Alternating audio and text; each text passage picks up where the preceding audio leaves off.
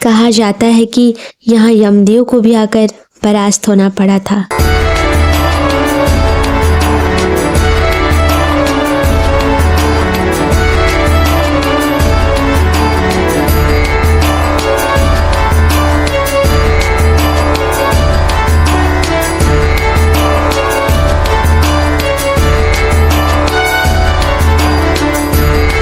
वाराणसी काशी से करीब 30 किलोमीटर दूर गंगा गोमती के संगम तट पर स्थित हैं मार्कंडेय महादेव।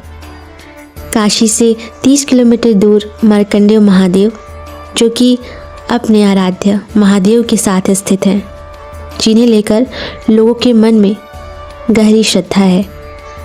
भगवान शिव के इस पावन और चमत्कारी धाम को लेकर एक पौराणिक कथा प्रचलित है। कहा जाता है, जब ऋषि मार्कंडेय छोटे थे तब ज्योतिषों ने उनके पिता श्री मृकर्ण को बताया था कि उनके पुत्र की आयु कम है, वो केवल 14 वर्ष तक ही जीवित रहेंगे। यह सुनकर उनके माता पिता दुख में डूब गए और ज्ञानियों की सलाह पर भगवान शिव की पूजा करने लगे। कहा जाता है कि जब बालक मार्कंडेय 14 वर्ष के हुए तो उन्हें लेने स्वयं यमराज आए।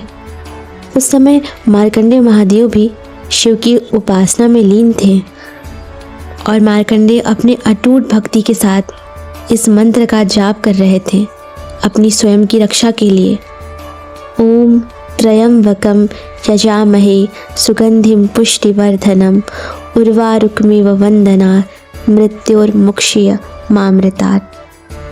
और जैसे ही बालक के प्राण लेने के लिए यमराज आगे बढ़े, वैसे ही भगवान शिव प्रकट हो गए। भगवान शिव ने कहा कि मेरा यह भक्त अमर रहेगा, मुझे से पहले इसकी पूजा की जाएगी। तब यमराज को वापस लौटना पड़ा। तभी से उस स्थान पर मार्कंडेय महादेव और शिव भगवान की पूजा होने लगी।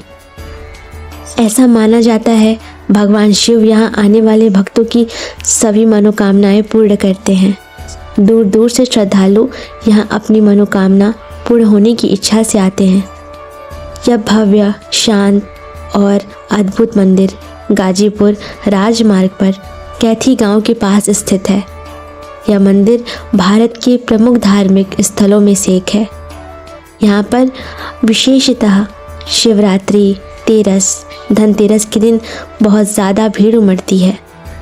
यहाँ पर यह मान्यता है कि श्री राम लिखा हुआ बेलपत्र चढ़ाने से पुत्र रत्न की प्राप्ति होती है। सर्वप्रथम यहाँ गंगा गोमती के संगम में स्नान कर श्रद्धालु मार्कंडेय महादेव को जल चढ़ाने जाते हैं।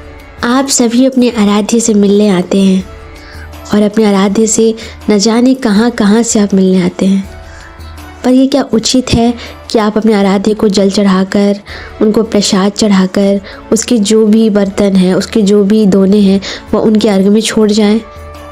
फिर आपके दर्शन करने का क्या ही अर्थ रह गया। आप अपने आराध्य के साथ ही ऐसा कर रहे हैं जिन्हें आप सबसे ज़्यादा मानते हैं। उनसे जो कुछ भी आपको चाहिए आप उनसे मांगने चले आते हैं, पर आप उन्हें इतना भी नहीं दे सकते।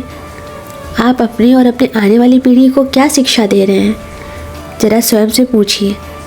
धन्यवाद।